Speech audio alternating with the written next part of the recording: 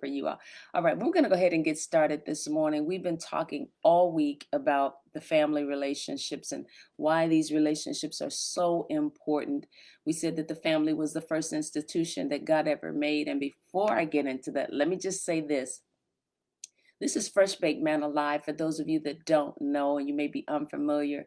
But our desire is to develop the life and faith of the believer worldwide. And so every morning we're coming to you with what we believe is going to be answers for the practicality of your life as a Christian. And so our desire is to give you the tools to make you live or to help you live a successful life every day, every day, every day. And so this morning, again, we're talking about the family relationship and why these relationships are so important.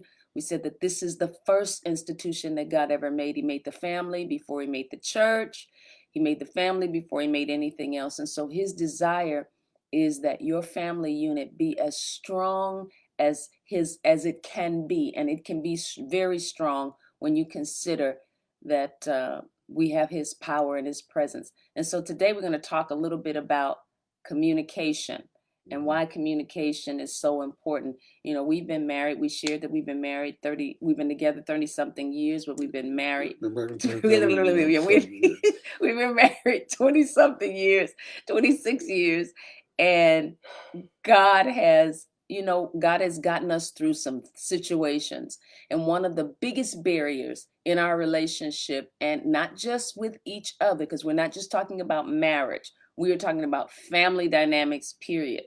It's also with our children. It has been with our children and then our extended family, my sister, so just different relationships that we have had to learn how to communicate and how to communicate well. And we've learned that communications, sometimes it's easier to look the other way instead of approaching a family member when there's a problem. But ignoring issues can cause harm, more harm than good. And so if you learn how to communicate when things are good, it'll be easier to communicate when things are not so good. Yeah, to me, it's like a bank account. You have to make good deposits, more deposits into a person before you make a withdrawal of this is what's going wrong. This is bad. This is bad. Wait. You got insufficient funds to be withdrawing bad out of me. You first got to put some good into me before you can make a withdrawal of bad. And a lot of times people don't allow you or don't put in good. They just come in, well, this is what's wrong with you, and this is what my problem is, and this. Wait a minute. Tell me what I'm doing good. Is that all I am? Is just a problem, an issue? What have I been doing good? What kind of an asset am I to you? Because telling me I'm an asset means you value me. Telling me I did something good means you value me and you appreciate me. Then I can accept your criticism a whole lot easier. Right. And so there's a two-sided coin to communication. And so that's important for you to understand, is that you got to learn how to communicate good when things are good. And then when things are not so good, it sets the stage for you to be able to communicate when things are not so good. And so, but making sure that you're talking, making sure that you're eye to eye with your family member is really critical. But when feelings are permitted to fester, that's when we start getting into problems. And Skip was saying yesterday that I want to make sure that you have the right thoughts about me, because if I walk away and I know that there's an issue, there's always this proverbial elephant in the room. If I walk away and I don't address the issue, then you're going to walk away thinking a particular way about me that may not even be true. And so it's important for us to share, why did you do that? I need understanding. Why did you say that? Why did you feel that way? Because if you can communicate with me, then you give me understanding, and then I have a choice. I have a decision to make whether I want to accept it or not, but at least you've done your part in communicating.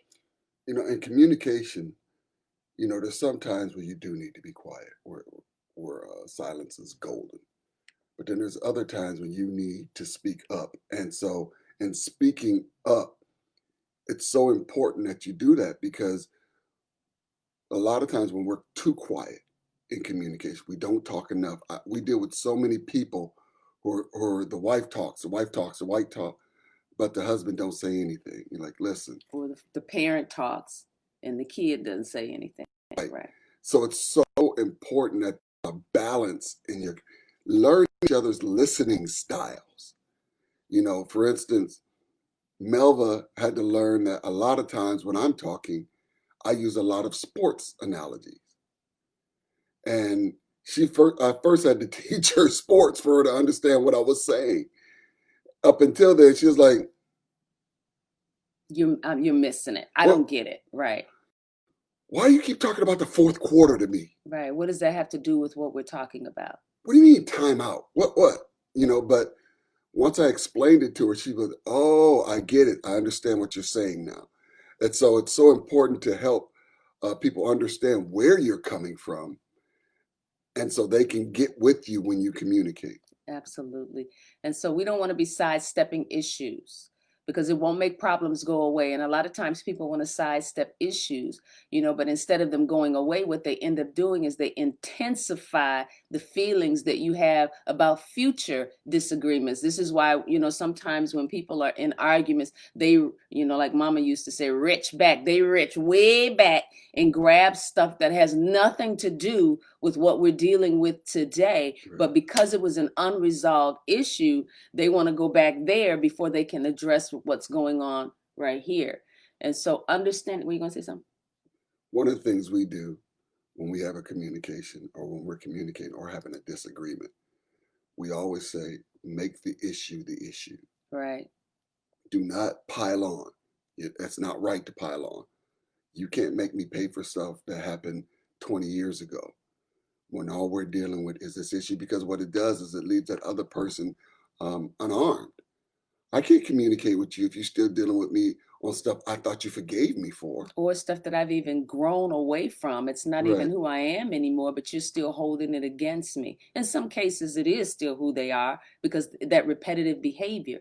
But in a lot of cases, we're bringing things to people that they've, in some ways developed past, and we have got to learn how to release things that have happened in the past. But that's difficult when there's been no communication about it.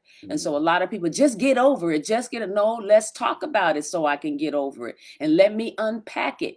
Some of the situations that we've had in our life, Skip would say to me, okay, whatever you got to say about it, whatever questions you have to ask about it, if there was a violation in our relationship or something like that, whatever question you got to ask about it, I'm going to be open to allow you to ask that question, even if I ain't trying to hear it. You want to talk about that?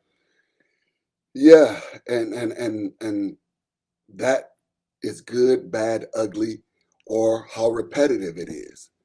I let her get it out because I know her getting it out is part of her healing process.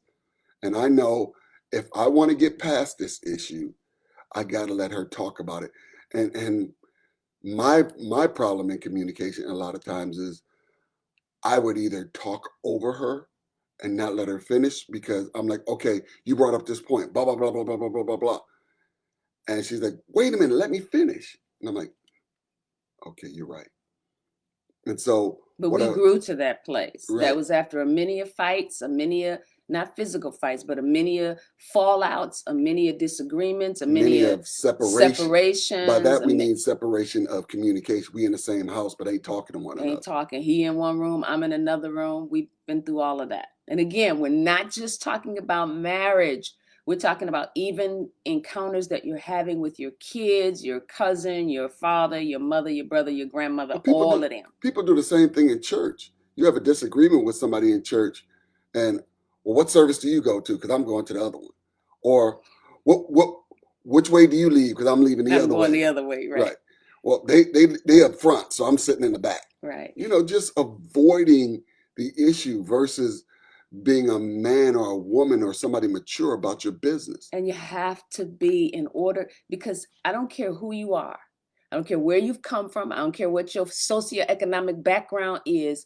If you are in a relationship with another individual, no matter what role or what type of relationship it is, at some point that relationship is going to be challenged. At some point, something's going to happen that it's going to require you to be face to face or come face to face where you have to address an uncomfortable moment. And if you're not mature enough to address uncomfortable moments, that relationship will not grow. We've been together 30, however many years. I'm not even going to tell you again. I'm not telling you again. It's 30 something. We've been together 30 some years. And in 30 some years, you better know that we have had some challenging moments. But we are where we are today. Our marriage is not perfect, but our marriage is strong. And it's only that way because we have learned how to communicate with one another. Same with my kids. Our relationship with our kids is strong, not because we haven't missed it, not because they haven't missed it, but because when there have been breaches in the relationship, when there have been difficult times in the relationship, we'll call a family meeting quicker than you can blink. It's like, nope. Come on, we're going to sit down. We're going to talk this through because I need to know what's going on in your head. And a lot of times there's a lot of tears flowing and all of that, but we get through it. And there are times I want to throw something across the room, throw one of them across the room. But I can't. I have to hold it because I've committed myself to this process of communication so that our relationships can be strong, so that our relationship stays intact. I don't leave my family because things are out of whack with my family. I work through them, and that is what makes relationships stronger. Yesterday we talked about the rules of engagement and how to address one another. And one of the things that we had to deal with each other in our communication was, first of all, what we're going to do is we know each other's hot buttons. These are your buttons that set you off. You're never allowed to push those. You're never allowed to push those buttons. If I hate you pushes a button, you can't say I hate you. If you make me sick pushes a button, shut up. Shut up. Yeah. Or calling somebody out of their name. Or stupid or something. Right. Any of that, you are not allowed to push those buttons. And so we can communicate with those buttons off the table. And they have to be. It's like he was talking about the Geneva Code of Convention. You do not bomb hospitals. Hospitals for every nation is off limits. You don't bomb hospitals. So they've got this thing set up when there's times of war that say these are things that are off limits all over the world. So it doesn't matter what nation you come from, you cannot bomb a hospital. You cannot bomb this. You cannot do. And sometimes you have violators of the Geneva Code of Convention. Right. And then when the war is over, all of those people that violated get persecuted. So or sanctioned. Or they get in prison. They put them in jail. So here's the thing. In your family relationships, there has to be a Geneva Code of Convention. There's some things that we will not do. I don't care how tempting it is for you to call me a bitch. You don't call me that. Right. I don't care how tempting it may be for you to tell me to shut up or call me out of my name, a punk, or whatever those words are that we bring into our relationships. That stuff has to be off limits. And then both parties, everybody involved has got to agree. When we first got married, we made up our mind. We will never tell one another. We've been together 30 something years. Just stop saying the number. We've been together 30 something. We've been together a long time. Over 3 decades. Right. And never told one another to shut up. Have we thought it? Oh, I'm absolutely sure we had. Oh, mentally? Right. Oh, she was shutting up. Right. And so was he. Shut up. But we would never allow it to come out of our mouth. Never. We have never said it to one another. He's never called me out of my name. I've never called him out of his name. He grew up, where he had a nickname that really affected his self-esteem. And so he had a teacher that called him the big dummy stupid. Ridiculous. Just, I couldn't believe it. So that was a word you don't say in our house. You can never say stupid. So in all of the years that we've been together, I've never said that was stupid.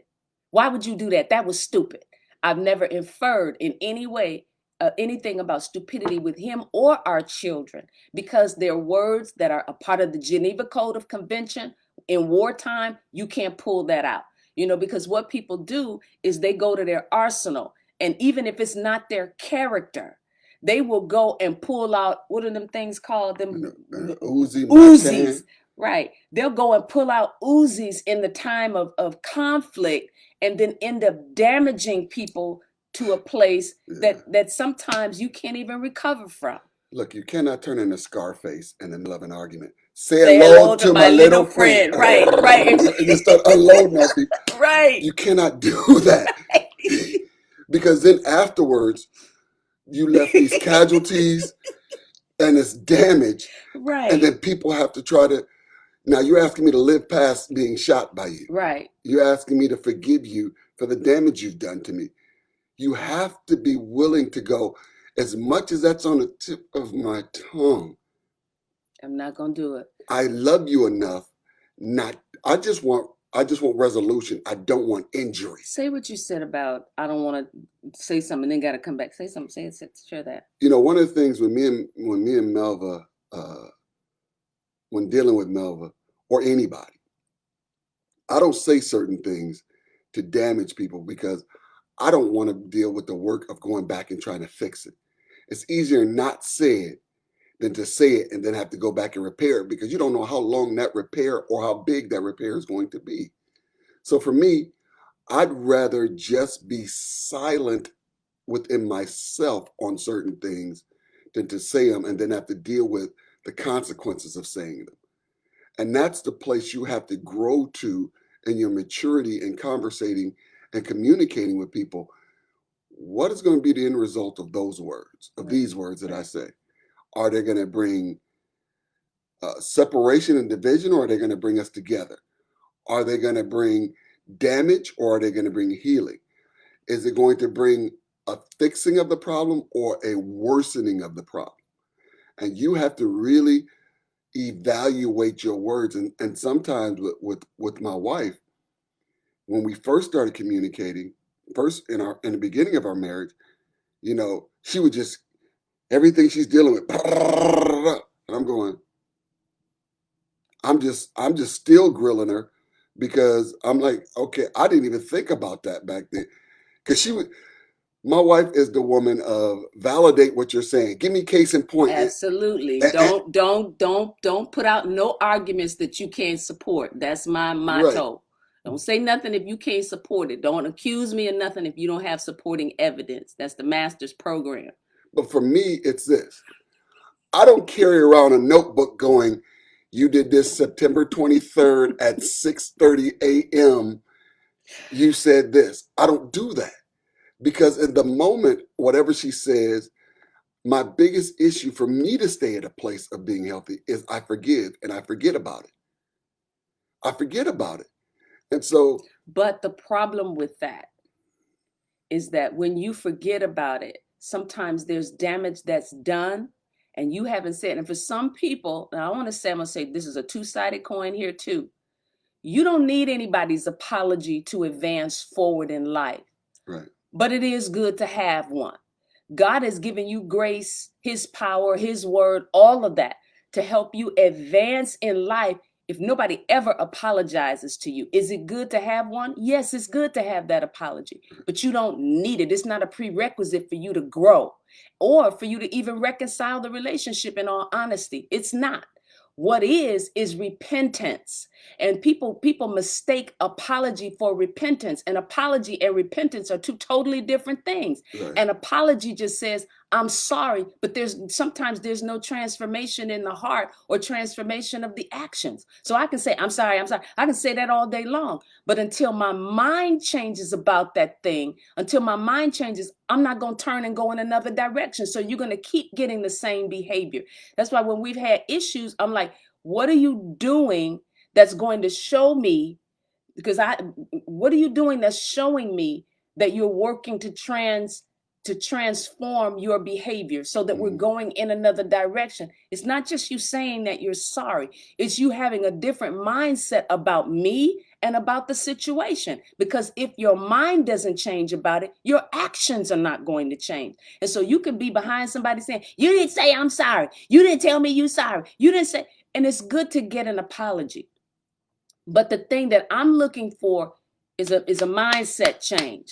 Right. Because as long as you still keep thinking the way that you think, you're going to continue to behave the way you behave. And so we kind of going all over the place with this. But something that Skip said that I want to go back to is maintenance is cheaper than repair. And you got to realize that is that if you can maintain when something, if you get something that's broken, when there's a little crack in the window, that's easier, to fix right away, or to make sure that there is no crack. So you're constantly looking and checking things out, and any opportunity, any opening, you're opening immediately. What is that? Because you're maintaining it. It's maintenance.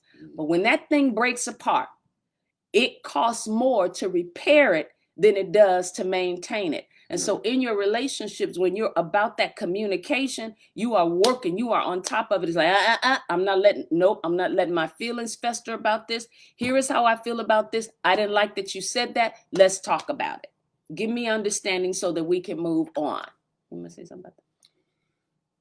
Yeah, I think of a basement foundation, because it really is the foundation of your relationship. And that is, if you go to a basement and you see that the foundation is cracking, and unless you get somebody in to repair that, every time it rains, it's going to do more damage. And then finally, water is going to start leaking into the basement. And before you know it, the ground has slid, and now that whole side of the wall is falling in. Right. And now you can't even live in that house because the foundation's messed up. If you would have just had somebody come in when it was cracked and say, hey, when you first noticed that there was a problem, let's deal with it. Let's deal with the molehills before they grow into mountains. Right. And some people think, well, I can't afford to fix that right now. You can't afford not to fix it. You can't afford not to fix it, because ultimately, if you persist or if you allow it to stay in that condition, your house is going to come crumbling down. No doubt. And so whatever we got to do. And you can't keep building on it. Right. Whatever. You can't keep building on a relationship with a cracked foundation. No, you cannot. You can't put heavy stuff on top of that. I want to deal with why we got to be so surface, because our foundation is cracked. Right. Because if I start putting the heavy stuff on, this is done. Right. So you got to dig deep. We can't handle it. Right. You got to dig deep. Skip says a faith that's not tested is a faith that can't be trusted. But the same is true with a relationship. A relationship that has never been tested is a relationship that cannot be trusted. And so your relationships are going to be tested. Be mature enough to realize just because there's difficult times doesn't mean that I'm not supposed to be in this relationship, or this is not the person for me. I'm getting out of this marriage. I'm leaving these kids. You got people divorcing their mother and father. What the world? You got to realize God is our relationships. God created our family on a higher order. You didn't get to choose who your cousins were going to be, who your mother was going to. You didn't get to choose that. God chose that, and he did it for his divine purpose. And some of us got put in families where there's major dysfunction. Well, God will put you in families. The Bible says the Father puts people in families. Well, he will do that because his desire is to use your life to bring transformation to your family. And so these things that we've been sharing today are essential for you to grow and to build and to strengthen your family unit. So I hope that we've said something today that's increased you and that's positioned you to have a really powerful family, because that's God's desire for you. He doesn't want your family to be filled with problems. He doesn't want you walking in the house and you can't stand the culture or the climate of your house. One of the things that I've always tried to do for Skip, even though we've had our issues, is to always make sure that when he walked through that door, that he really did feel like, one, that he was welcome there, and two, that it was a place that he could rest in peace. And one thing about him, he ain't never lost no sleep. And that's, he ain't never lost no sleep, because we always make sure that the environment, even though we may have a disagreement, one thing that we have learned to do, and I'm going to close with this, is that if I have a piece of pie and one piece of that pie has a little bit too much sugar on it, just one little element of that pie, I don't throw the whole pie out because one little piece I sprinkled too much sugar on top. What do? I pull that out. And a lot of times people think my whole relationship, my whole family is jacked up because one element or one section of my family is jacked up. And you have to look at things in the proper perspective, but we are so immature sometimes, or we can be or act very immature sometimes, and throw out the baby with the bathwater. Don't throw out the baby with the bathwater. If your communication is poor, it does not mean that your entire marriage is bad. So Or keep your the entire relationship. right. Or All of your all relationships are your bad. right. It It doesn't. doesn't mean that. It just means, okay, I need to be a better communicator. Or they may need to be a better Or I communicator. need to be a better listener. Right. Whatever it may be, you know, I always like to self-evaluate myself. Self-evaluate myself. I can't self-evaluate nobody else's self. But I like to self-evaluate to look and see where I am and what is my part to play in this before I start pointing fingers and say, but you, but you, but you, but you. I want to make sure I'm dealing with but me, but me, but me, but me first. That's growth. Right. We didn't arrive there. That's 30 some years. It's been 30 something years of walking together and realizing, okay, as long as I keep doing like this, that old saying is that when you point your finger this way, there's three more pointing back at you. You point your finger at somebody, there's more pointing back at you. And even the word says, before you try to get the little speck out of somebody else's eye, get the tree stump out of your own. And that's really important, that you are looking at you. What is my contribution to this problem? And making sure that you're being honest with yourself and realizing that there's fault lines in you too. When we're counseling people, I listen. They're like, and he, and she, and he. The whole time I'm thinking, now I'm wondering if they're going to tell me what their part in this situation is. And usually when I come before people and they never say anything about what their role is, I know what I'm working with. I'm working with somebody who's going to shift the blame to somebody else and not take not take responsibility for their part in the demise of the relationship. And so, we said a lot today.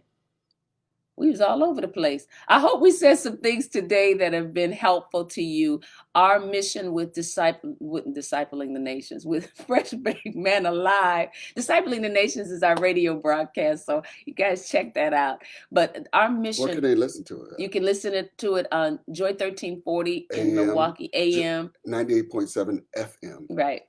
And it's also online. Yeah, it's also at, what's the name of the place that we're on? We're on a couple Joy of places. 1340. No. Yeah. It's the radio station. Okay. It's also in Rockford. Yeah, but that's what I was looking for. So we're in a couple of places, but this is what I want to say. Soul Radio. Fresh Baked Manna Live is here to help develop your life and your faith, to see you get where God wants you to be. And so we're looking for 1,000 partners to partner with Melva Henderson Ministries, because your support, your prayers, your financial gifts help us get what we are giving you to the masses. And so we want to see people's lives come up to the level that God has called them to be. And so partner with us. You can do that by going to melvahenderson.org. God bless you. Have a great day. Let me say one thing. What? The best way to grow is to apply what you've heard. Yeah. That's the best way to grow, the quickest way to grow. What you've heard, don't just let it be good notes and a good aha moment. Let it be a life-changing moment and apply it in your life. I promise you the results will be lasting and will be impactful in your life and the life of others. Absolutely. And the believer worldwide. And the life and the faith of the believer worldwide. Love you guys. Bless you. Bye-bye.